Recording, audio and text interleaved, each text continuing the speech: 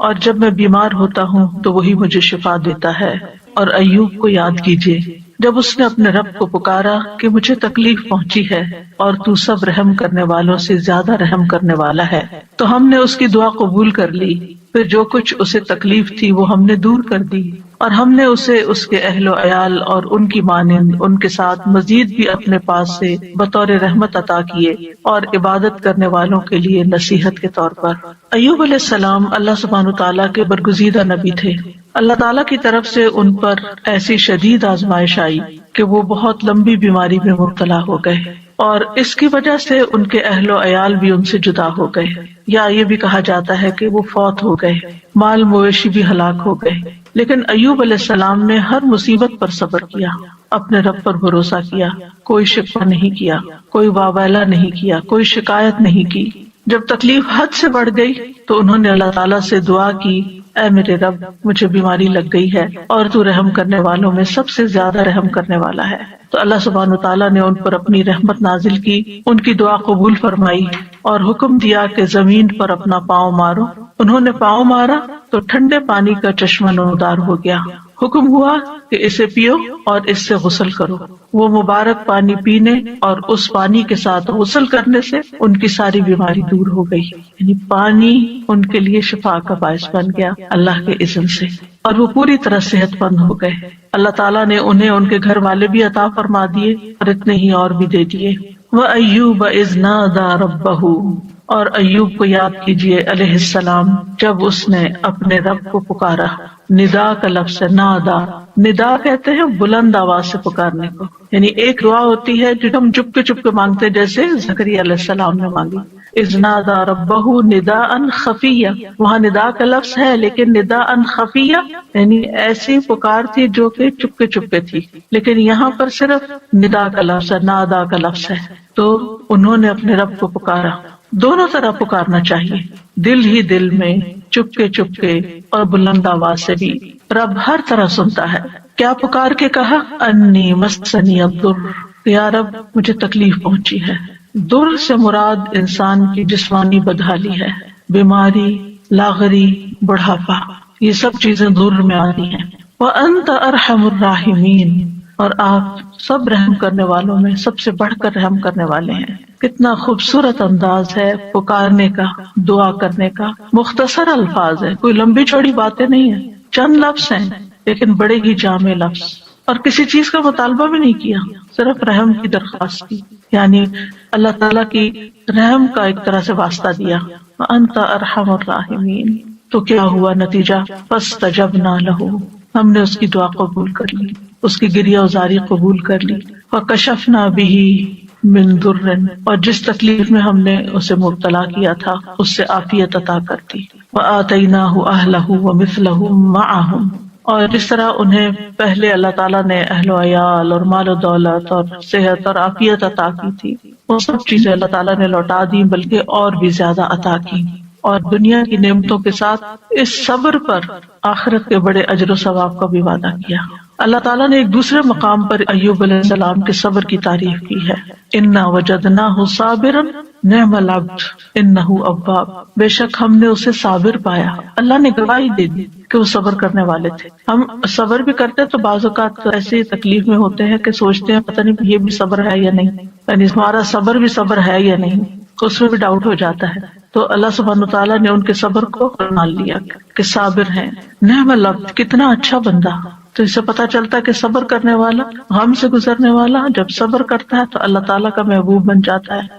اور ساتھ ہی یقیناً وہ بہت رجوع کرنے والا تھا۔ یعنی اس کا یہ مطلب نہیں کہ پہلی دفعہ وہ دعا کر رہے تھے یا پہلی دفعہ وہ رب کی طرف انہوں نے رغبت کی تھی اتنے سال کی بیماری گزار کر، اور پہلے انہوں نے کبھی نہیں پکارا تھا۔ انہ اواب، وہ بہت زیادہ رجوع کرنے والے تھے رب کی طرف، بہت زیادہ اپنے رب کو پکارنے والے تھے۔ پھر فرمایا رحمتا من عندنا، انہوں نے ارحم الراحمین کہا تو یہاں پر اللہ تعالیٰ نے ان کو اپنی رحمت سے نوازا، رحمتا من عندنا، اپنے پاس سے رحمت عطا کی۔ اور یہ رحمت کیا تھی؟ اول شدید بیماری اور تکلیف اور آزمائش کے ساتھ ان پر رحم کیا، پھر انہیں صبر کی توفیق دے کر ان پر رحم کیا، پھر دعا قبول کر کے ان پر رحم کیا، پھر دعا قبول کرنے کے بعد صحت کے ساتھ اور مال و دولت وغیرہ لوٹایا اس کے ساتھ۔ تو یہ سب کچھ اللہ تعالیٰ کی عظیم رحمت تھی۔ رحمتم من عندنا. اور پھر آپ دیکھیں کہ اس رحمت کا ایک ظاہری مینیفیسٹیشن کیا تھا. ابو ہریرہ رضی اللہ عنہ روایت کرتے ہیں کہ نبی صلی اللہ علیہ وسلم نے فرمایا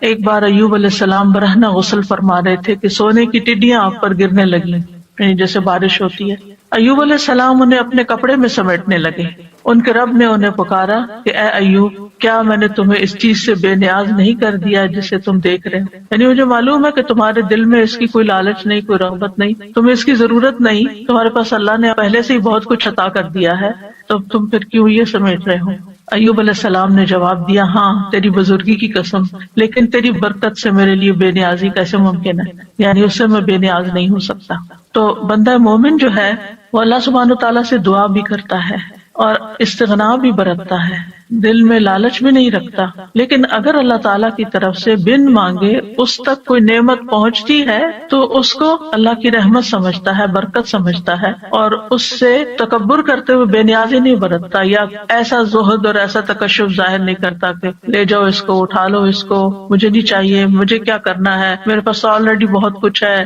ایسا رویہ اختیار نہیں کرتا. یہ بھی شکر گزاری کا ہی ایک انداز ہوتا ہے. اور ان کے دل میں یعنی ایک طرح سے یہ شکر گزاری تھی کہ یہ اللہ کی طرف سے آ رہا ہے، کیونکہ ظاہرہ کوئی انسان تو نظر نہیں آ رہا تھا جو ان پہ سونا برسا رہا، اللہ سبحانہ تعالیٰ کی طرف سے ہی آ رہا تھا، اور ان کے وہم و گمان میں بھی نہیں تھا. اور جو چیز کسی لالچ اور کسی حفظ کے بغیر انسان کے پاس آتی ہے تو اسے اللہ سبحانہ تعالیٰ کی ایک نعمت سمجھ کر شکر گزار ہونا چاہیے بندے کو. وَذِكْرَىٰ لِلْعَابِدِينَ، اور عبادت گزاروں کے لیے ایک نصیحت ہے اس واقعے میں. یعنی عموماً جو عبادت گزار لوگ ہوتے ہیں اگر ان کی دعا قبول نہ ہو تو بعض اوقات وہ مایوس ہونے لگتے ہیں، اتنی دعا کی پھر کچھ نہیں ہوا، یا پھر یہ کہ بعض اوقات عبادت کی وجہ سے شیطان دل میں ایک عجیب سا خیال ڈال دیتا ہے کہ تم تو بہت نیک ہو اور تمہارا دنیا سے کیا تعلق ہو، اور انسان صرف دنیا کو کرٹیسائز ہی کرتا رہے اور دنیا کو برا بھلا ہی کہتا رہے. تو ایسا نہیں، یعنی عبادت اور اللہ کی نعمت دونوں جمع بھی ہو سکتی ہیں، جیسے ایوب علیہ السلام پر جمع ہوئی تھی کہ وہ عبادت گزار تھے،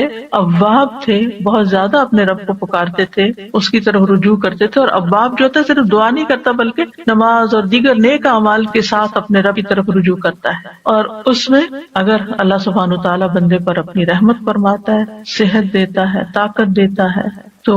ایسے میں وہ مزید شکر گزار ہوتا ہے. تو اس واقعے میں عبادت گزاروں کے لیے ایک نصیحت ہے کہ اگر بیماری آ جائے، اگر تکلیف آ جائے تو پھر کیا کرنا چاہیے. اگر مختلف چیزوں کے ذریعے انسان کی آزمائش ہو تو پھر کس طرح صبر کیا جائے، اللہ تعالیٰ کے سامنے کیسے فریاد پیش کی جائے، اور پھر جب اللہ تعالیٰ انعام فرمائے تو کس طرح بہیو کیا جائے. کیونکہ بعض لوگ تکلیف میں تو اللہ تعالیٰ کی طرف رغبت کرتے ہیں، لیکن جب تکلیف دور ہو جاتی ہے تو پھر کیا کرتے ہیں، بھول جاتے ہیں، اور پھر وہ اس کو اپنا کارنامہ بتانے لگتے ہیں کہ میں نے ایسا کیا اور ویسا کیا، یہ ایکسرسائز کی اور یہ دوا کھائی اور یہ طریقہ اختیار کیا تو اس وجہ سے مجھے یہ شفا ہوئی ہے، اور اللہ تعالیٰ کو اس میں سے نکال دیتے ہیں. تو بندہ مومن کسی حال میں بھی، چاہے صبر ہو یا شکر ہو، وہ دونوں کیفیات میں رب ہی کے ساتھ جڑا رہتا ہے. ایوب علیہ السلام کا واقعہ حدیث میں تھوڑی تفصیل کے ساتھ بھی آتا ہے. انس بن مالک کہتے ہیں کہ رسول اللہ صلی اللہ علیہ وسلم نے فرمایا، بے شک اللہ کے نبی ایوب علیہ السلام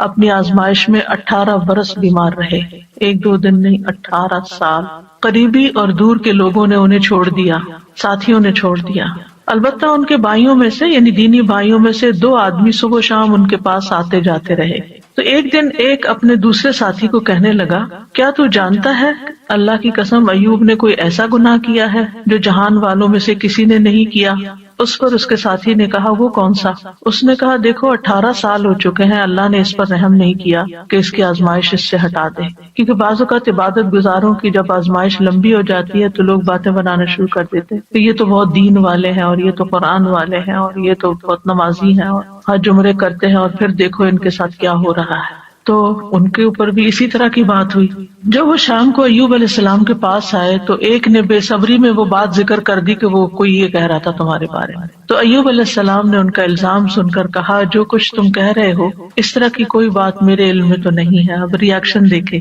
ہاں اتنا ضرور ہے کہ اللہ تعالیٰ جانتا ہے کہ 2 آدمیوں کے پاس سے میرا گزر ہوتا تھا جو آپس میں جھگڑ رہے ہوتے تھے، وہ دونوں ہی اللہ کا نام لیتے تھے، پھر میں اپنے گھر واپس آتا اور ان دونوں کی طرف سے کفارہ ادا کرتا، اور اس بات کو ناپسند کرتا کہ وہ ناحق اللہ کا نام لے رہے ہیں، یعنی یہ مجھے اچھا نہیں لگتا تھا کہ وہ اللہ کا نام لے کے لڑ رہے ہیں، تو میں ان کی بخشش کے لیے صدقہ کر دیتا تھا کہ ان کی پکڑ نہ ہو اس پر، یعنی ایسے نیک انسان۔ بہرحال ایوب علیہ السلام کی آزمائش اور بیماری ایسی تھی کہ جب وہ قضاء حاجت کے لیے باہر جاتے اور فارغ ہو جاتے تو ان کی بیوی ان کو ہاتھ سے پکڑ کر سہارا دیتی تھی حتیٰ کہ وہ واپس اپنی جگہ پر پہنچ جاتے، یعنی اتنے کمزور اور لاغر ہو گئے تھے۔ ایک دن وہ لیٹ ہو گئے اور ان کی بیوی ان کے انتظار میں رہی، اور اللہ نے ایوب کی طرف وحی کی، ارکز برجلک، یعنی باہر ہی گئے ہوئے تھے تو وہیں پر ارکز برجلک ھذا مغتسل بارد وشراب، اپنا پاؤں مارو، یہ نہانے کا ٹھنڈا اور پینے کا پانی ہے۔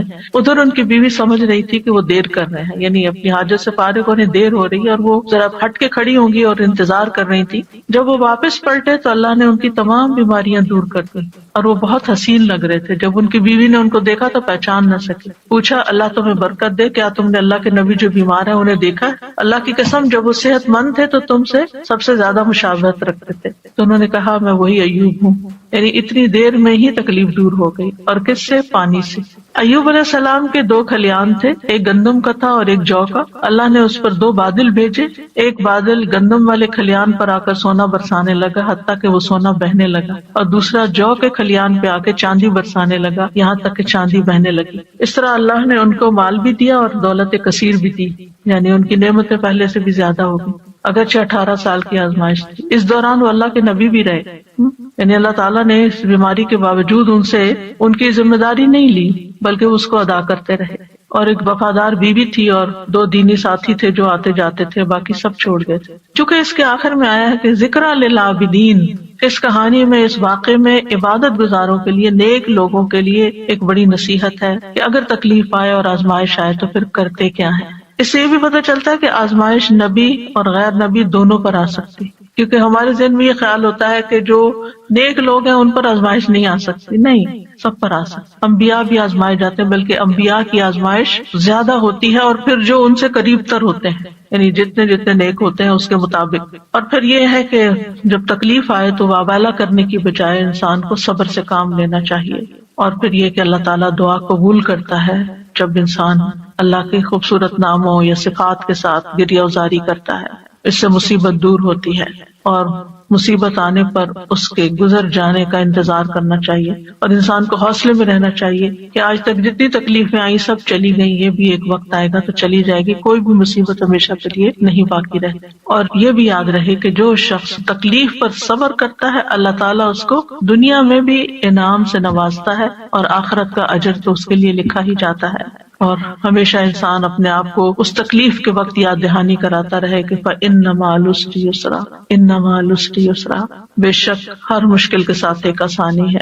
بے شک اسی مشکل کے ساتھ ایک اور آسانی ہے۔ رسول اللہ صلی اللہ علیہ وسلم نے فرمایا مدد صبر کے ساتھ اور کشادگی تنگی کے ساتھ ہے، اور بے شک ہر مشکل کے ساتھ ایک آسانی ہے، بے شک اسی مشکل کے ساتھ ایک اور آسانی۔ بس انسان کی نگاہیں ہوں جو اس آسانی کو ڈھونڈنے والی ہوں، صرف انسان تکلیف پر نظر نہ رکھے بلکہ اس کے ساتھ انسان کو جو مزید چیزیں غور و فکر کرنے، سوچنے اور سمجھنے اور اپنے عمل میں تبدیلی لانے کا ایک موقع ملا ہے، اللہ کی طرف سے توفیق ملی ہے، اس کو بھی انسان ضرور ذہن میں رکھے۔ دوسری آیت جو ہے وہ ہے وَإِذَا مَرِضْتُ فَهُوَ يَشْفِينِ، اور جب میں بیمار ہوتا ہوں تو وہی مجھے شفا دیتا ہے، یعنی بیماری میں انسان کو اس چیز کا یقین رکھنا چاہیے کہ شفا صرف اللہ کے ہاتھ میں، اور وہ شفا دے تو پانی کے ساتھ بھی دے دیتا ہے۔ یہ دعا اور یہ قول ابراہیم علیہ السلام کا ہے جو قرآن مجید میں آیا ہے۔ سورۃ الشعراء کی آیت نمبر 80 ہے کہ ابراہیم علیہ السلام نے اپنے والد اور اپنی قوم کے سامنے توحید کی دعوت پیش کی تھی اور اللہ تعالیٰ کا تعارف کروایا تھا انہی الفاظ میں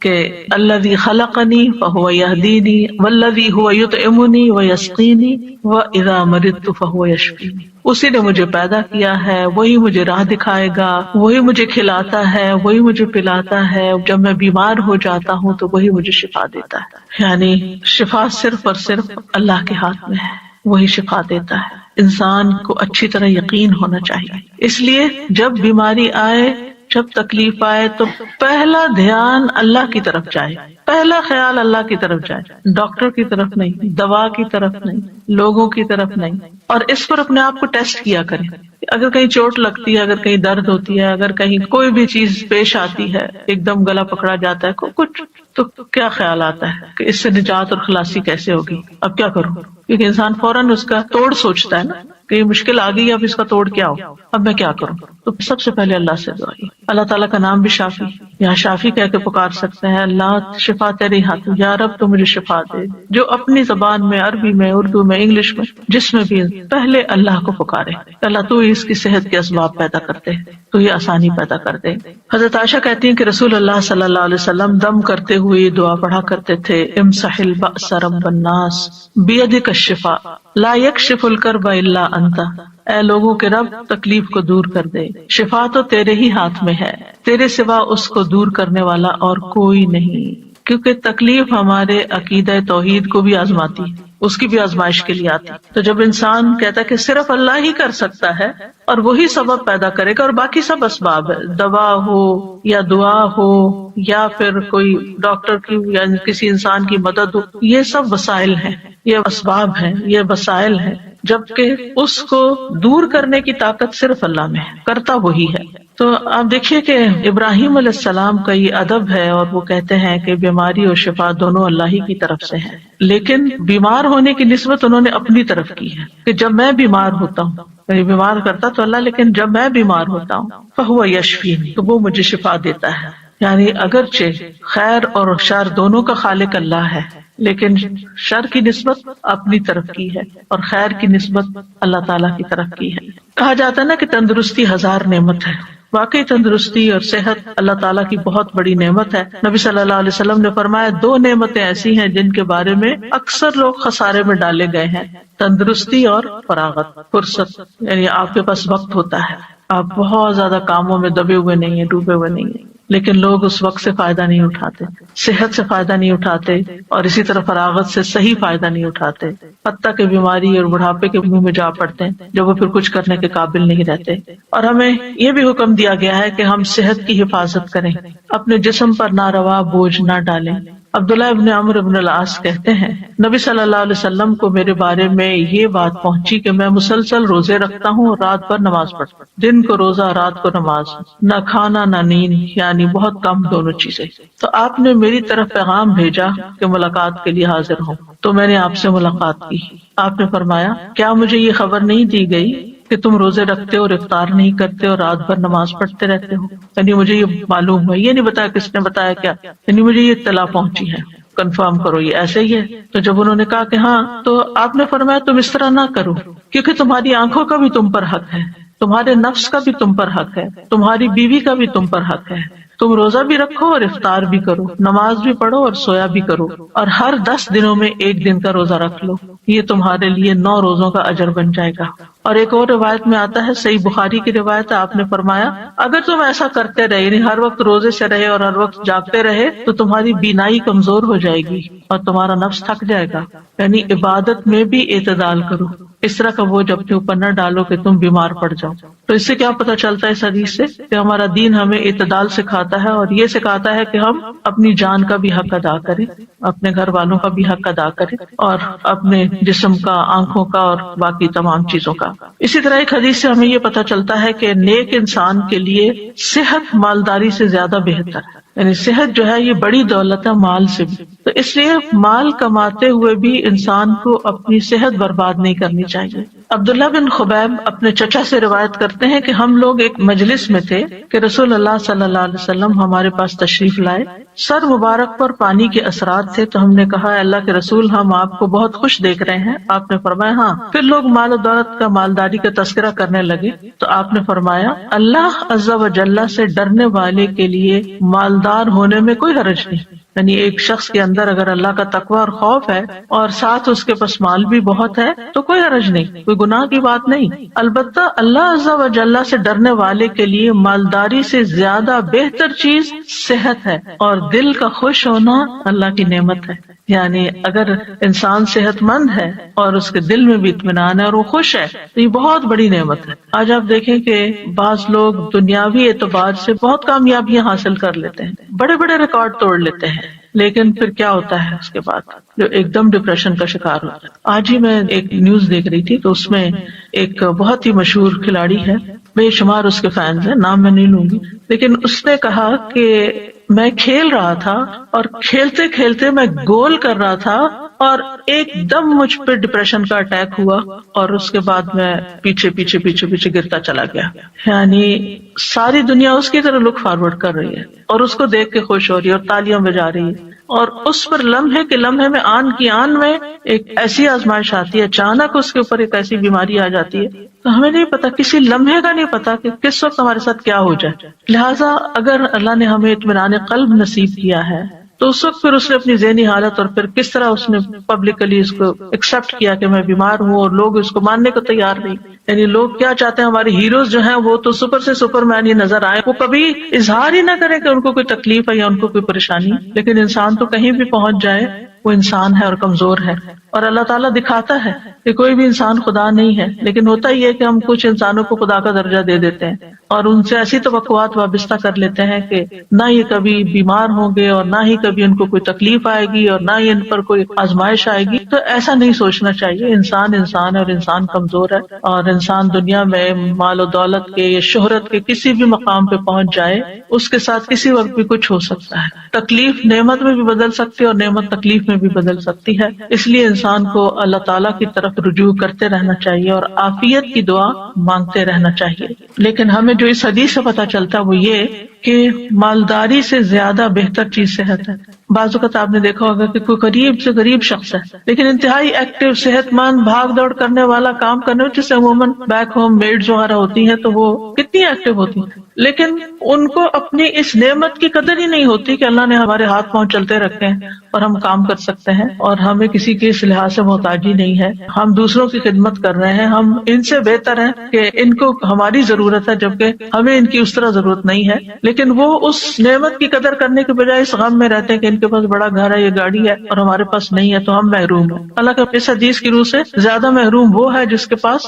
صحت نہیں ہے۔ نبی صلی اللہ علیہ وسلم نے فرمایا، جس شخص نے اس حالت میں صبح کی کہ اسے اپنے بارے میں امن ہو، کوئی خوف نہیں، وہ بدن کے لحاظ سے تندرست ہو اور اس کے پاس اس دن کے لیے روزی موجود ہو، صرف اس ون سنگل ڈے کے لیے کھانے پینے کا سامان ہے، گویا ساری دنیا اس کے لیے جمع کر دی گئی۔ اگر انسان ان نعمتوں پہ سوچے اور شکر ادا کرے۔ رسول اللہ صلی اللہ علیہ وسلم نے فرمایا، اللہ سے عافیت کا سوال کیا کرو کیونکہ کسی انسان کو عافیت سے بڑھ کر کوئی چیز نہیں دی گئی۔ معاذ بن رفاع اپنے والد سے روایت کرتے ہیں کہ ابو بکر صدیق رضی اللہ تعالی عنہ ممبر پر کھڑے ہوئے پھر رو دیے، فرمایا گزشتہ سال رسول اللہ صلی اللہ علیہ وسلم ممبر پر کھڑے ہوئے، یہ کہہ کر ابو بکر پھر رو پڑے اور فرمایا اللہ سے معافی اور عافیت کا سوال کرو کیونکہ یقین کے بعد عافیت سے بڑھ کر کوئی نعمت کسی کو نہیں دی گئی۔ اسی طرح نبی صلی اللہ علیہ وسلم نے ایک شخص کو نصیحت کرتے ہوئے فرمایا کہ 5 چیزوں کو 5 چیزوں سے قبل غنیمت سمجھو، جوانی کو بڑھاپے سے پہلے، صحت کو بیماری سے پہلے، مالداری کو فقیری سے پہلے، فراغت کو اپنی مصروفیت سے پہلے، زندگی کو موت سے پہلے۔ اسی طرح آپ نے ایک موقع پر ابن عمر سے فرمایا، جب تم صبح کرو تو اپنے دل میں شام ہونے کا نہ سوچو، شام کا انتظار نہیں کرو، شام ہو تو صبح ہونے کا نہ سوچو، یعنی جو وقت ہے اس میں جیو، اس کی قدر کرو، اس وقت سے فائدہ اٹھاؤ، اس میں اچھا اچھا کام کر لو، یہ نہ سوچو اچھا صبح ہوگی تو پھر کر لیں گے، اگر اس وقت ہے تو پھر اس وقت وہ کام کر لو، کیونکہ عبداللہ تم نہیں جانتے کل تمہارا نام کیا ہوگا، یعنی مردوں میں ہوگے یا زندوں میں ہوگے۔ اور یہ بہت بڑی نصیحت ہے، آج کے لوگ بہت سے تجربے کرنے کے بعد اس نتیجے پہ پہنچے ہیں، اور اب یہ بات بہت ان ہو گئی ہے کہ لیو ان مومنٹ، ناؤ کی اہمیت، اور اس پہ کتابیں باقاعدہ لکھی گئی ہیں کہ اس مومنٹ میں جیو جس میں جی رہے ہو اور اس کو انجوائے کرو، لیکن بہت سے لوگ جو وقت اس وقت ہے اس کی قدر نہیں کرتے، یا ماضی کے بارے میں سوچتے رہتے ہیں کہ یہ کیوں ہو گیا، وہ کیوں، یا مستقبل ہائی کیا ہوگا، کس نے جانا۔ بعض لوگ پریشان رہتے ہیں ہمارے بڑھاپے کا کیا ہوگا، ہمیں کیا پتا کہ ہم بڑھاپے تک زندہ بھی ہیں یا نہیں ہیں۔ تو جو اللہ نے دیا ہے اس سے خوب فائدہ اٹھا لینا چاہیے، اس کا شکر ادا کرنا چاہیے۔ پھر اسی طرح یہ ہے کہ انسان کو نہ صرف یہ کہ اپنی صحت بلکہ اپنے ماحول کی صحت کا بھی خیال رکھنا کرنا چاہیے اور اس کے لیے بھی دعا کرنی چاہیے، جیسے نبی صلی اللہ علیہ وسلم نے مدینہ والوں کے لیے دعا کی تھی، اے اللہ ہمارے دلوں میں مدینہ کی محبت اسی طرح پیدا کر دے جس طرح مکہ کی محبت، بلکہ اس سے بھی زیادہ۔ اے اللہ ہمارے سا اور مد میں برکت عطا فرما، اور مدینہ کی آب و ہوا ہمارے لیے صحت افزا کر دے، یہاں کے بخار کو جوفا میں بھیج دے، یعنی کہیں اور چلا جائے، مدینہ کو ایک پرامن جگہ بنا دے۔ تو انسان کو اپنے بدن میں بھی عافیت کی دعا کرنی چاہیے، اپنے گھر میں بھی، اپنے شہر میں، اپنے ملک میں، کہ جہاں ہم رہتے ہیں امن امان کے ساتھ رہ سکیں، کیونکہ انسان امن کے ساتھ ہی بہت پروڈکٹیو ہو سکتا ہے۔ جب انسان کے اوپر ایک خوف سوار ہوتا ہے، اس کے حالات پریشانی کا شکار ہوتے ہیں، تو اس کو یہ نہیں سمجھ آتی کہ مجھے کیا کرنا چاہیے، یعنی بعضوں کا دل جمتا ہی نہیں پھر کسی کام کے کرنے کے لیے۔ پھر اس بات کو یاد رکھنا چاہیے کہ بیماری کا آنا اللہ کی طرف سے ایک امتحان ہوتا ہے، اللہ تعالیٰ کسی وقت کسی کو بھی آزما سکتا ہے۔ وَلَنَبْلُوَنَّكُمْ بِشَيْءٍ مِّنَ الْخَوْفِ وَالْجُوعِ وَنَقْصٍ مِّنَ الْأَمْوَالِ وَالْأَنفُسِ وَالثَّمَرَاتِ وَبَشِّرِ الصَّابِرِينَ۔ ہم ضرور تمہیں خوف، فاقے، نیز جان و مال اور پھلوں کے خسارے میں مبتلا کر کے تمہاری آزمائش کریں گے۔ تو اس میں جان جو ہے اس کی آزمائش میں صحت کی آزمائش بھی شامل ہے، یعنی جان جانے کے علاوہ دنیا میں رہتے ہوئے انسان بیمار رہے۔ پھر یاد رکھیے کہ تکلیف اور بیماری انبیاء کو بھی آ سکتی، جیسے ہم نے ایوب علیہ السلام کے بارے میں پڑھا کہ 18 سال بیمار رہے، اور اسی طرح رسول اللہ صلی اللہ علیہ وسلم کو بھی کئی دفعہ بخار آیا۔ ابو سعید کہتے ہیں کہ وہ رسول اللہ صلی اللہ علیہ وسلم کے پاس آئے، آپ بخار میں مبتلا تھے، آپ پر چادر تھی، انہوں نے اپنا ہاتھ چادر پہ رکھا، کہا کہ اللہ کے رسول آپ کا بخار بہت سخت ہے۔ آپ نے فرمایا بے شک ہمارا حال اسی طرح ہوتا ہے، ہم پر آزمائش سخت ہوتی ہے اور ہمیں اجر بھی دگنا دیا جاتا ہے۔ یعنی ایک عام بندہ جس چیز سے آزمایا جاتا ہے، ایک دین والا اور پھر خاص طور پہ نبی، اس سے بڑی آزمائش میں مبتلا کیا جاتا ہے، کیونکہ جس کا درجہ جتنا بلند ہوتا ہے اس کی آزمائش بھی اتنی بڑی ہوتی ہے۔ انہوں نے پوچھا اللہ کے رسول صلی اللہ علیہ وسلم لوگوں میں آزمائش کے لحاظ سے سخت کون ہوتا ہے؟ آپ نے فرمایا انبیاء۔ کہا پھر کون؟ فرمایا علماء۔ کہا پھر کون؟ فرمایا نیک لوگ۔ یعنی جیسے جیسے آپ کے درجے ہوں گے اسی حساب سے آزمائش ہوگی۔ اس لیے اگر کسی کے اوپر کوئی تکلیف بڑی آ جاتی ہے تو وہ تب بھی اللہ سے اچھا گمان رکھے کہ اگر اللہ نے مجھے دوسروں کے مقابلے میں زیادہ آزما لیا تو اس کا مطلب یہ ہے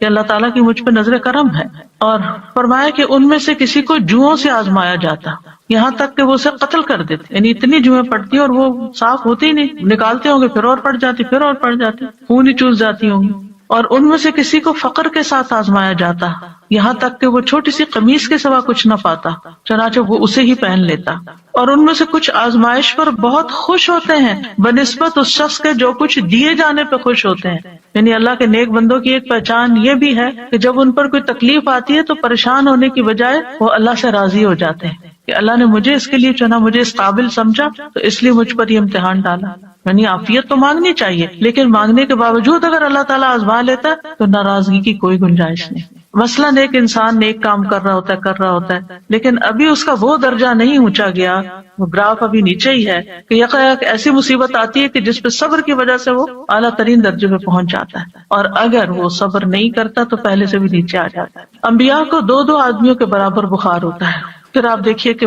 مسلمان کو جب کوئی کانٹا بھی چبھتا ہے تو پھر اس کے ذریعے اللہ تعالیٰ اس کے گناہوں کو ایسے دور کرتا ہے جیسے سوکھے درخت سے پتے جھڑ کے اس کو صاف کر دیتے ہیں۔ مریض کے لیے خوشخبریاں بھی ہیں، اب اپنی کوئی نہ کوئی بیماری تکلیف یاد کر لی، کیونکہ آج کل تو ہر شخص کسی نہ کسی بیماری میں کہیں نہ کہیں مبتلا رہتا ہی ہے، اور وہ بہت بودر بھی کرتی ہے بعض اوقات کہ کب میری جان چھوٹے گی اس سے، اور یہ کیوں ہے، اور مجھے اتنی دوا کھانی پڑتی ہے، اور باقی لوگ بغیر دواؤں کے بھاگے دوڑے پھرتے ہیں۔ تو انسان بلا وجہ اپنے اوپر ایک شیطانی وسوسوں کی وجہ سے بوجھ محسوس کرنے لگتا ہے، لیکن یاد رکھیے کہ اللہ تعالیٰ جس کے ساتھ بھلائی کا ارادہ کرتا ہے اس کو مصیبت میں مبتلا کر دیتا ہے۔ یہ صحیح بخاری کی روایت ہے، مَن یرد اللہ بہ خیرا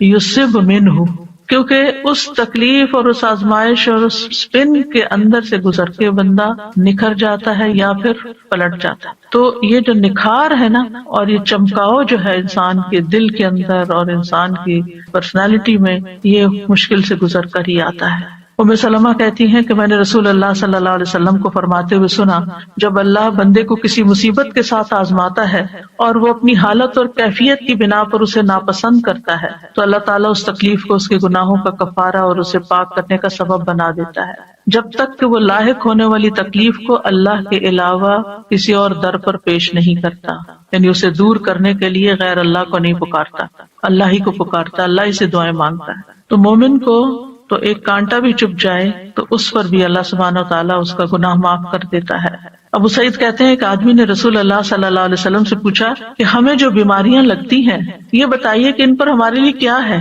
آپ نے فرمایا یہ بیماریاں گناہوں کا کفارہ بن جاتی ہیں۔ ابی ابن کعب نے عرض کیا اگرچہ بیماری چھوٹی ہو؟ آپ نے فرمایا اگرچہ ایک کانٹا ہی چپ جائے یا اس سے بھی کم۔ بعض اوقات آپ نے دیکھا ہوگا کہ آپ گارڈننگ کر رہے ہوتے ہیں یا پھول توڑنے لگتے ہیں، کوئی سبزی توڑنے لگتے ہیں، تو آپ کے ہاتھ میں چھوٹا سا نظر نہ آنے والا چھوٹا سا کانٹا چپ جاتا ہے، اب وہ نظر بھی نہیں آتا، لیکن اس کی چبھن اور اس کی بودریشن اور اس کی تکلیف ایسی ہوتی ہے کہ انسان کسی پل اس کو بھولتا نہیں، یعنی اسے بے چین رکھتا ہے وہ، اس پر بھی اجر ہے، لیکن اس وقت اجر بھول جاتا، بس تکلیف ہی یاد رہتی، اور اس کے بدلے اللہ تعالیٰ انسان کے درجات بلند کر دیتا ہے۔ سادہ جی مجھے خیال آیا کہ اجر کے لیے شاید ہم اتنے حریص نہیں ہیں، ہم اس کو اتنا اس طرح مٹیریلائز کر کے نہیں دیکھتے، جیسے کانٹے چبھنے اور اس کی بات کی نا آپ نے، مجھے خیال آیا کچھ لوگ اپنی مالی مجبوری کی وجہ سے جا کے بلڈ اپنا بیچتے ہیں، یعنی پنچ کرا کے بلڈ نکلواتے ہیں، کوئی ویکنس ہوتی ہوگی یا کوئی آرگن بیچ دیتے ہیں، کوئی اس طرح کا چیز ہوتی ہے، تو وہ ان کے سامنے وہ مالی فائدہ ہوتا ہے جسے وہ ان کو زیادہ چاہیے ہوتا ہے، تو وہ اپنے جسم کا ایک حصہ یا جسم کا خون بیچ دیتے ہیں۔ لیکن انسان کے اوپر اچانک سے کوئی آزمائش آ جاتی ہے تو اس وقت وہ چیز نظر نہیں آ رہی ہوتی نا کہ اس کے بدلے اجر ملنے والا کیا ہے، جیسے پڑھا بھی ہے، حدیث میں بھی ہے، یقین بھی ہے، لیکن شاید ہماری وہ لیول آف ہرس نہیں ہے کہ ہم پھر اس پہ اس وقت صبر کر جائیں۔ اصل میں جب آخرت کو سامنے رکھ کے انسان جیتا ہے نا تو چیزیں اور طرح نظر آتی ہیں، پھر ہر چیز کے بارے میں انسان مختلف طریقے سے سوچتا ہے، نگاہ ہی بدل جاتی ہے، وہ آزمائشوں کو مختلف طرح دیکھتا ہے، وہ نعمتوں کو مختلف طرح دیکھتا ہے، وہ مال کو کسی اور طرح دیکھتا ہے، وہ زندگی کے منصوبے کسی اور طرح بناتا ہے، اس کی پلاننگ کچھ اور ہوتی ہے، پورا پرسپیکٹو چینج ہو جاتا ہے۔ سادہ جی ہم نے اکثر دیکھا ہے جب ہم مریض کے پاس ہوتے ہیں اور ہم کس قسم کی باتیں کر رہے ہوتے ہیں، کئی لوگوں کو تو ہی مریض کی عیادت کے آداب بھی نہیں آتے اور الٹا ان کو وہ ڈی موٹیویٹ کر کے اٹھتے ہیں کئی مرتبہ۔ تو یہ اس قسم کی باتیں جو ہیں اگر ہم کہیں لکھ لیں اور کہیں لے جائیں، میں بلکہ کتاب نکال کے رکھی تھی کہ میں ساتھ لے کر آؤں گی، کیونکہ یہ جو میں آپ کو بتا رہی ہوں اس کا بہت سا مٹیریل اس کے اندر موجود ہے، یعنی یہ کتاب جو ہے اس میں اسی طرح ریسرچ کر کے یہ ساری احادیث اور پھر آیات دعائیں وغیرہ جمع کی گئی تھی کہ جب بھی کوئی بیمار ہو تو اس کو تحفہ دے دیا جائے، وہ بیٹھ کے پڑھتا رہے اور کم از کم اس کی پریشانی دور ہو۔ مجھے جب کسی کا پتہ چلتا ہے تو میں اس کو ریکمینڈ کرتی ہوں کہ یہ کم از کم پہلے 2-3 صفحے جو ہے نا وہ تو ضرور پڑھ لو، کیونکہ اس میں یہ خوشخبریاں اور یہ ساری چیزیں کہ بیماری کیوں آتی ہے اور کیا کرنا چاہیے، کیونکہ اگر انسان کو یہ بات سمجھ آ جائے نا کہ میں نے اس میں اب آ تو گئی آنے والی چیز، وہ تو نہیں ٹال سکتا، اب تو وہ اپنے وقت کے ساتھ ہی جائے گی، تو کم از کم ایک حوصلہ بلند ہو جاتا ہے، اس کا morale بلند ہو جاتا ہے، اس کی سوچ بدل جاتی ہے، وہ اتنا miserable نہیں ہوتا، وہ اتنا سیلف پٹی کا شکار نہیں ہوتا، صبر کرنا آ جاتا ہے جو کہ اس وقت کی ضرورت ہوتی ہے۔ پھر وزٹنگ دا سک، اس میں اگر آپ جا رہے ہیں تو آپ بیمار کے اوپر کیا پڑھ کے دم کریں، اس کے بڑے بڑے حرف بھی ہیں، ٹرانسلیٹریشن بھی ہے اور ٹرانسلیشن بھی ہے، اور خوبصورت پھول بھی ہے کہ جب کہیں رکھی ہوئی ہو تو دیکھ دیکھ کے خوش ہوتے رہیں، تو اس سے حوصلہ ہوتا ہے، تسلی ہوتی ہے۔ یعنی بیماری کا تعلق بھی بہت زیادہ سوچ کے ساتھ ہوتا ہے، کسی بھی مشکل کے وقت اگر آپ کی سوچ پازیٹیو ہے نا تو آپ کے لیے وہ تکلیف ہلکی ہو جائے گی۔ وہ اچانک اٹیک تو ہوتا ہے، آپ ہرٹ ہوتے ہیں، لیکن پھر آپ اس سے فوراً نکل آتے ہیں۔ مریض کے احکام یہ ہر بندے کے پاس ہونی چاہیے، بیمار ہوں تو فوراً ہی نکالیں، اور پھر اس میں کچھ فقہی چیزیں بھی ہیں، یعنی کہ وضو کیسے کریں، تیمم کیسے کب کریں، اور طریقہ تیمم کا، اور نماز کی رخصت کھڑے ہو کے نہیں تو بیٹھ کے کیسے پڑھیں، لیٹ کے کیسے پڑھیں، اور پھر اس روزے کے بارے میں، پھر اگر حج میں کچھ چیزیں ہو جائیں ایسی تو پھر کیا کریں، اور پھر وینٹیلیٹر کے اوپر یا خودکشی والے کے ساتھ کیا کریں، پھر کچھ مسنون چیزیں جو ہیں، اور پھر آخر میں اس میں بھی دعائیں ہیں۔ یہ دعائیں جو اس میں ہیں اس کے اندر بھی آخر میں ڈالی ہوئی ہیں، کیونکہ بعض اوقات انسان کو اپنے پہ دم خود کرنا ہوتا ہے یا کسی اور پہ کرنا ہے، یا پھر عافیت کی دعائیں ہیں تو وہ ساری اکٹھی کر دی گئی۔ اس کے علاوہ یہ حسن صحت کتاب جو ہے، بیسیکلی جو میرا جینا میرا مرنا ہے، اس کتاب کا جو پہلا چیپٹر تھا حسن صحت کے بارے میں، اس کو جب میں نے پڑھایا تو تھوڑا الیبوریٹ کیا تھا اور نئی چیزیں اس میں ڈالی تھی. تو الحمدللہ اس میں بھی بہت سی ایسی چیزیں. تو یہ کتابیں ہر گھر میں ہونی چاہیے تاکہ اللہ نہ کرے کہ کوئی تکلیف میں ہو یا بیمار ہو تو اس وقت انسان ان کو پڑھ لے. میں نے تو اپنے دائیں ہاتھ کے پاس رکھی ہوئی ہے تاکہ وقتاً فوقتاً پڑھ کے اپنی سوچوں کا علاج بندہ کرتا رہے، اپنا مورال بہتر کرتا رہے. کیونکہ بیماری تو بیماری ہوتی ہے، لیکن اس کے اندر جو پریشانی اور جو نیگیٹو تھنکنگ اور شیطان کے وساوس وہ انسان کو زیادہ بیمار کر دیتے ہیں. اور جب انسان کو یہ ہوتا ہے کہ بیماری اللہ کی رضا کا سبب بھی بن جاتی ہے تو انسان کے لیے حوصلہ ہو جاتا ہے. وہ کیلنڈر بھی اسی مقصد کے لیے بنایا تھا کہ ڈاکٹرز کی ٹیبل پر ہو، کیونکہ ہوتا یہ ہے کہ جب ڈاکٹر کی ٹیبل پہ کوئی چیز بھی رکھی ہوتی ہے نا تو مریض جب بیٹھا ہوتا ہے تو ادھر ادھر کچھ نہ کچھ پڑھتا رہتا ہے، تو اس دن کا ڈیٹ بھی ہو اور پھر ساتھ وہ حدیث بھی پڑھ لیں. میں نے رکھا ہوا مین روم، اس کو بدلتی رہتی ہوں، آتے جاتے پڑھتے رہتے ہیں. بالکل. تو یہ چھوٹی چھوٹی چیزیں ہیں جو انسان کو مشکل وقت میں ایک ریمائنڈر دیتی ہیں اور انسان کو فائدہ ہوتا ہے اور تکلیف آسان ہو جاتی ہے اور پھر گزر بھی جاتی ہے، پتہ بھی نہیں چلتا. جی میں سوچ رہی تھی کہ حضرت ایوب کے صبر کی تو مثال ہے ہی، لیکن اس کے ساتھ ان کی جو بیوی تھی، وہ جو تیماردار تھی، ان کی اولین، ان کا اپنا صبر اور ان کا حوصلہ اور ان کی ہمت افزائی حضرت ایوب کو کرواتے رہنا. ہم سب ان لوگوں کے لیے جو تیمارداری کرتے ہیں کسی نہ کسی حوالے سے، کسی نہ کسی بیمار شخص کی، تو کتنا ضروری ہے کہ اس کی امید کبھی نہ توڑیں. میں ایک موٹیویشنل اسپیکر کا ایک چھوٹا سا کلپ تھا، وہ سن رہی تھی، وہ ڈاکٹر بھی ہیں، تو وہ بتا رہے تھے کہ ایک بہت ہی سیویئر قسم کا کینسر کا پیشنٹ تھا جس کو ملٹیپل کینسرز ہوتے گئے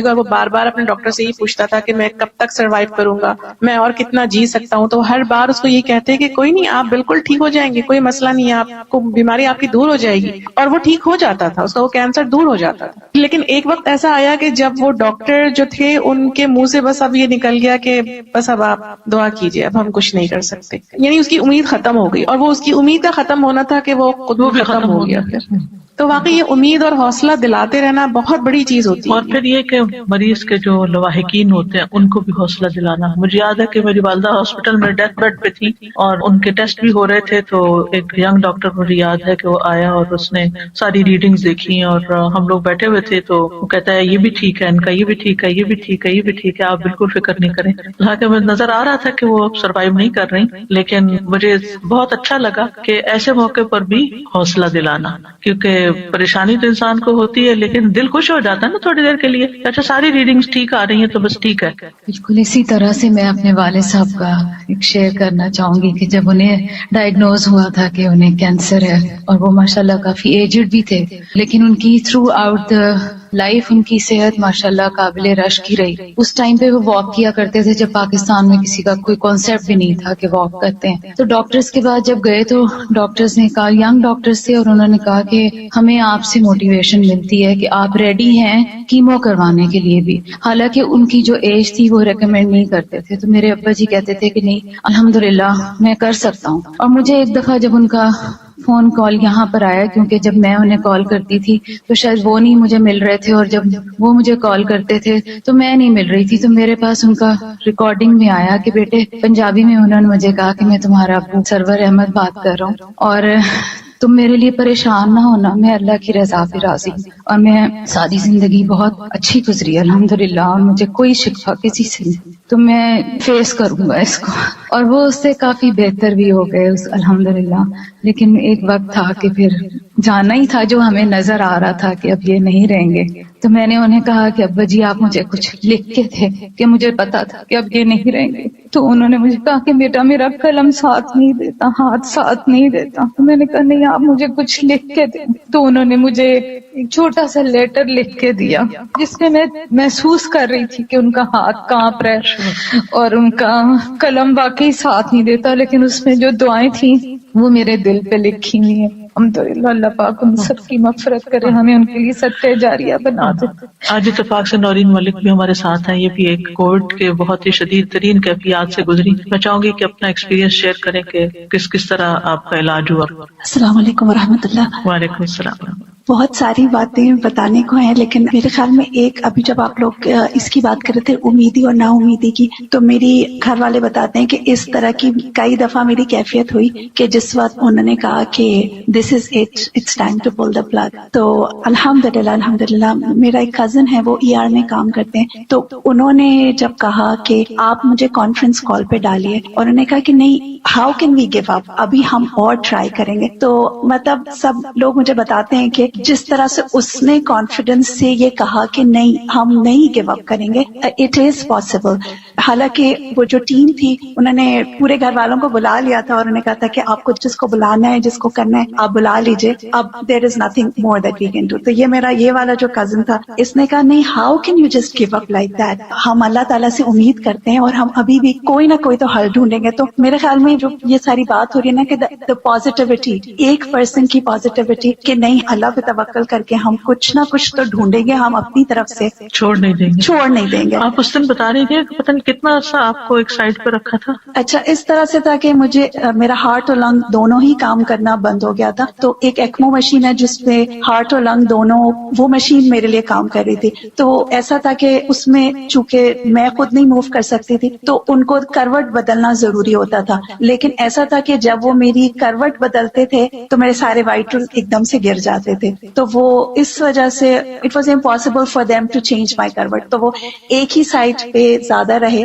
تو میرے bed sores everything right side پہ زیادہ ڈیولپ ہوئے۔ تو بعد میں جب میں جاتی تھی اسی ہاسپٹل تو مجھے کہتے تھے کہ the nurses didn't take very good care of you, they should have turned you around۔ بتا رہی تھی نا باقی سارے زخم ٹھیک ہو گئے، سر کا ابھی بھی کچھ باقی ہے۔ جی، تو وہ ہے کچھ چیزیں۔ اب جیسے میرے خیال میں یہ ضرور کہوں گی کہ اتنی ساری چیزیں میرے ساتھ اتنی زیادہ میراکولس ہوئی ہیں کہ گنتی ہی نہیں کر سکتی میں۔ ایک ایگزامپل میں یہ دے دیتی ہوں کہ جب میں ٹھیک ہو گئی تھی، میں پہلی اپنی پلمونالوجسٹ کے پاس وزٹ کے لیے گئی تھی، تو اس نے مجھے میرا اگست کا لنگ ایکس رے دکھایا، تو وہ پورا وائٹ تھا، پورا وائٹ، یعنی پورا ڈیزیزڈ ہو چکا تھا، اور اتنا سے ایک پینی سائزڈ حصہ تھا جو رہ گیا تھا، تو یعنی پورا ڈسٹریکٹ ہو چکا تھا، اور میرے اندر لنگز میں ایئر ببلز تھے، تو وہ بہت پریشان تھے اس بات سے کہ یہ ببلز برسٹ اگر ہو گئے تو کیا ہوگا۔ جب 2 مہینے کے بعد اپنا نیکسٹ اسکین کیا انہوں نے، تو شی واز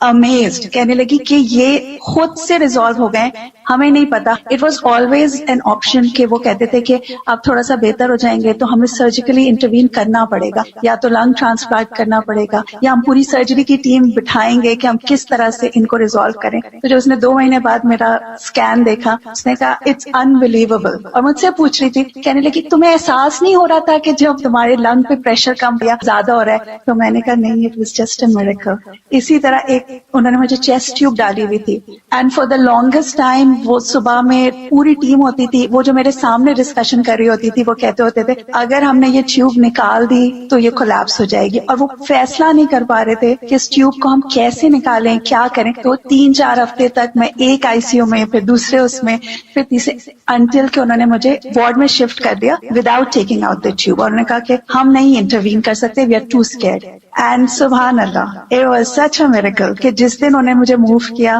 میں وارڈ میں پہنچی تو جو میری نرس تھی وہ آئی مجھے دوا دینے کے لیے، تو اس نے یوں جھک کے نیچے دیکھا اور اس نے کہا تمہاری چیسٹ ٹیوب یہ ہے، زمین پہ رکھی ہوئی ہے۔ تو کہنے لگی how did it come out? تو میں نے کہا فرشتوں نے نکالا، مجھے الحمدللہ۔ تو مطلب یعنی کہ وہ ڈاکٹرز نہیں فیصلہ کر پا رہے تھے کہ ہم کیسے کریں، اینڈ وہ جسٹ لٹرلی میراکولسلی وہ ڈراپڈ آؤٹ تھے، انہوں نے فوراً سرجری کی ٹیم بتائی سب کچھ۔ وہ مجھ سے پوچھے تھے یہ کیسے ہوا، میں نے کہا آپ بتائیں کیسے ہوا۔ اٹ واز سرجیکلی سوچرڈ ان، مطلب وہ سلی ہوئی تھی اندر، دیر واز نو وے کہ کوئی ہیومن بھی اس کو ایسے کھینچ کے نکال دے، لیکن جب انہوں نے مجھے شفٹ کیا تو وہ ٹیوب خود سے زمین پہ تھی۔ I mean it was one of those things کہ وہ فیصلہ ہی نہیں کر پا رہے تھے اگر ہم نے کیا تو اس کے ساتھ کیا ہوگا۔ تو وہ میں یہی کہہ جب اللہ تعالیٰ نے زندگی لکھی ہو تو پھر جی شفا اللہ دیتا ہے۔ جی بالکل، اس طرح کی چھوٹی چھوٹی بہت ساری باتیں میرے بیک پہ نہ موو کرنے کی وجہ سے اتنا، یعنی 6 inches wide, 6 inches deep, 6 inches اندر ٹنل کیا ہوا اتنا بڑا زخم تھا جس کی وجہ سے میں ہل نہیں سکتی تھی۔ میں جب ڈاکٹر سے پوچھتی تھی یہ کتنے دن میں ہیل ہوگا تو مجھے کبھی کوئی ٹائم لائن نہیں دیتے تھے، وہ ہمیشہ کہتے تھے یہ جب ہوگا تو ہوگا۔ اینڈ جب میں ریہیب میں تھی اور نرسز میری ڈریسنگ چینج کرتی تھی with in a period of 2 wax 6 inches से वो 2 इंचेस हो गया और वो देखते थे और वो कहते थे we have never seen this kind of healing. आप करती क्या थी? कौन सी दुआएं पढ़ती थी? दुआओं पे मैं ये अभी आप जब हजरत अय्यूब की दुआ बता रही थी तो मैं ये बात बहुत सोच रही थी कि जब भी मैं पहले अपनी जिंदगी में ये वाली दुआ देखती थी ना, अल्लाहुम्मा अन्नी मस्सनी अद्दुर, तो मैं हमेशा ये सोचती थी कि ये दुआ कैसे हो सकती है कि अल्लाह ताला से आप कह रहे हैं कि मुझे तकलीफ हुई है, लेकिन जब मेरी आंख खुली तो मैं फिर नहीं सकती थी, मूव नहीं कर सकती थी, इतनी सारी ट्यूब्स थी। द ओनली दुआ that I could make was अल्लाहुम्मा अन्नी मस्सनी अद्दुर, कि मुझे तकलीफ है, मुझे ये नहीं पता था मैं किस चीज के लिए दुआ मांगूंगा, आंखें ठीक हो जाए, हाथ ठीक हो जाए, क्योंकि I couldn't move, I couldn't speak. मुझे पहली दफा एहसास हुआ कि जो लोग बात नहीं कर सकते हैं उनको कितनी बेचारगी का एहसास होता है, क्योंकि आई कुडंट टॉक। और वो ये भी नहीं उनको समझ आ रही थी कि ये बोलेगी तो कैसे हम क्या करें कि बोलना शुरू हो जाए, मैनी थिंग्स। मतलब तो मुझे वो एहसास हुआ कि जो लोग हाथ ना हिला सकते हों उनको कैसा लगता होगा। अल्लाह ताला ने हमें कितनी नेमतें दी हैं। मैं हाथ उठा के पानी नहीं पी सकती थी, मैं उनको इशारे से कहती थी कि मुझे पानी दे दें, तो उनको समझ नहीं आती थी। फिर वो किसी तरह पानी का ग्लास करीब आया तो मैं उठा नहीं सकती थी, उठाया मुंह में डाला तो मैं स्वॉलो नहीं कर सकती थी। तो आई वाज जस्ट थिंकिंग कि एक पानी का ग्लास पीना, हम कितना नॉर्मली उठाया और पी लिया, लेकिन आप उठा ना सके, मुंह तक ले जा ना सके, उसको डाल ना सके और मुंह में चला भी गया तो फिर उसको स्वॉलो ना कर सके। एक एक्ट में अल्लाह ताला की कितनी रहमतें हैं और नेमतें हैं, हम कितनी दफा अल्हम्दुलिल्लाह कहीं। अल्हम्दुलिल्लाह। मतलब I mean I have a list of जो मिरेकल्स हैं। मेरे ख्याल में इसमें मैं ये जरूर कहूंगी कि मैं लोगों को ये कहती हूँ कि मैं तो मौजज़ा हूँ दुआओं का, लेकिन जिन लोगों ने मेरे लिए दुआ की है उन्होंने कितनी तड़प के मांगी थी कि अल्लाह ताला ने सबकी दुआ मेरे लिए कबूल की है। अल्हम्दुलिल्लाह। जज़ाकल्लाह खैर। सईद कहते हैं कि मैं सलमान के साथ किंदा में एक मरीज की आदत के लिए गया। जब वो मरीज के पास आए तो उन्होंने कहा खुश हो जाओ। अब अगर हम किसी मरीज को कहें खुश हो जाओ तो वो आगे से शायद माइंड ही कर जाए, लेकिन साथ ही उन्होंने ये कहा कि बेशक मोमिन के मर्ज को अल्लाह ताला कफारे और अपनी रजा का सबब बना देते हैं, और फाजिर का मर्ज ऐसा है जैसे कि ऊंट, कि उसके मालिक ने उसे बांध दिया, उसके बाद छोड़ दिया और उसे खबर नहीं कि क्यों बांधा और क्यों खोला, क्यों हंका दिया। फिर इसी तरह आग के अजाब का बदल बनने के लिए भी बीमारी आती है, यानी आखिरत के अजाब से बचाव के लिए। अबू हुरैरा से रिवायत है कि रसूलुल्लाह सल्लल्लाहु अलैहि वसल्लम एक मरीज की तीमारदारी के लिए तशरीफ ले गए जिसे बुखार था। मैं भी आपके साथ था। आपने उसे फरमाया खुश हो जाओ, बेशक अल्लाह ताला फरमाते हैं ये बुखार मेरी आग है जिसे मैं अपने बंदे पर दुनिया में मुसल्लत कर देता हूँ ताकि उसकी आखिरत वाली आग के अजाब का बदल बन जाए। इसलिए बुखार को कभी बुरा भला नहीं कहना चाहिए, नहीं, दुनिया का बुखार आखिरत के अजाब से बचाव का जरिया बन जाता है। फिर इसी तरह आम दिनों में इंसान जो नेक अमल करता रहता है, बीमारी में अगर नहीं कर सकता तो वो उसके लिखे जाते हैं। नबी सल्लल्लाहु अलैहि वसल्लम ने फरमाया दिन भर का कोई अमल ऐसा नहीं जिस पर मुहर न लगाई जाती हो। चनाचे जब मुसलमान बीमार होता है तो फरिश्ते अर्ज करते हैं, ए अल्लाह, ए हमारे रब, तूने फलां बंदे को रोक दिया, यानी अब वो ये नहीं कर सकता जो पहले हर रोज करता था। रब अज़्ज़ा व जल फरमाता है कि उसके तंदुरुस्त होने तक जैसे वो अमाल करता है उनकी मोहर लगाते जाओ, या ये कि वो फौत हो जाए तो फिर और बात है। यानी बीमारी में उन सारे अमाल को उसके लिए मोहर लगाते जाओ, यानी उन्हीं अमाल को रेप्लिकेट करते जाओ कि गोया कि वो कर रहा है। रसूलुल्लाह सल्लल्लाहु अलैहि वसल्लम ने फरमाया जब कोई बंदा बीमार होता है या सफर में जाता है तो उसके वो तमाम अमल लिख दिए जाते हैं जो वो हालत क़याम और ज़माने तंदुरुस्ती में किया करता था, और दुनिया में जिन पे तकलीफ आती है अगर वो सब्र करे तो क़यामत के दिन उनको मिलने वाले अजर को देखकर लोग तमन्ना करेंगे काश हमारी जिल्दें कैंचियों से काट दी जाती। फिर इसी तरह बाज़ बीमारियों में जब लोग फौत हो जाते हैं तो शहादत का सवाब मिलता है। रसूलुल्लाह सल्लल्लाहु अलैहि वसल्लम ने फरमाया फी सबीलिल्लाह मारे जाने के अलावा 7 तरह की शहादत और है। एक वो जो ताउन की बीमारी में मरे, दूसरे जो पानी में डूबकर मरे, तीसरे जो जातुल जम जैसे फेफड़ों की बीमारी उसमें मरे, चौथा पेट की बीमारी में मरने वाला, पांचवा जल कर मरने वाला, छठा छत या दीवार के नीचे दब के मरने वाला, सातवें वो औरत जो हामिला हो और मर जाए, ये सब शहीद कहलाएंगे। ये सब भी शहादतें हैं। फिर अल्लाह के इज़्ज़त से बीमारी जो है वो जन्नत में दाखिले का जरिया भी बनती है। اور